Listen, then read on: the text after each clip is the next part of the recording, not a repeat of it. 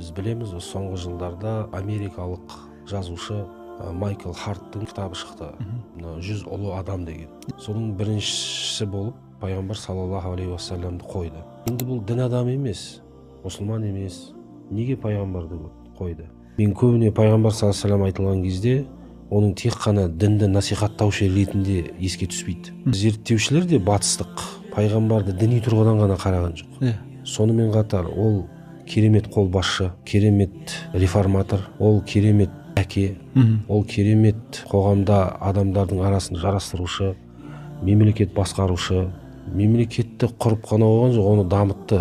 Соның негізінде 100 жылға жетпейтін уақытта сахабалар заманында ақ мұсылмандар 3 континентті басқарды, яғни жеткізді исламды. Соғысты деген сөз емес ол. Барлық жерге соғыспен тараған жоқ қой. 3 құрлық: Африка, Азия, Еуропа. Бұл тек қана күшпен, соғыспен жүзеге асқан жоқ. Бұл жерде көп факторлар бар. Демек, пайғамбардың мектебінен шыққан сахабалар мен және сахабалардың қолынан тәлім тәрбие алған табииндердің кезеңінде ислам аз уақытта, бір ғасырға жетпейтін уақытта 3 құрлыққа тарады. Адамзатқа келген ақырғы пайғамбар сөзімен, ісімен және құптауымен адамзатқа жол көрсетті. Жол көрсетуші.